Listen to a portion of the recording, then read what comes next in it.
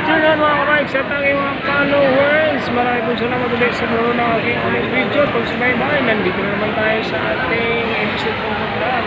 Ayan, nandito ako ngayon sa Divisoria kasi namili tayo ng gamit ng meron na naman kaming surprise birthday sa aming isang general manager.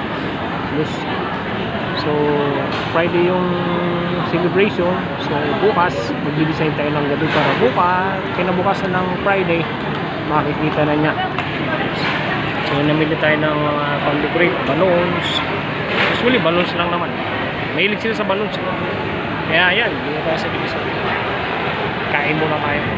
Dito tayo sa fast food. Fast food na lang tayo kasi, alam mo na, para pili tayo ng pagkain dito. Puro bawal eh. So yan, dito may mga gulay dito. Nakakain tayo ng pang healthy. Yan o.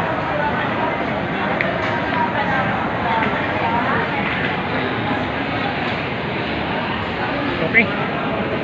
Thank you very much ulit sa aking mga followers dyan.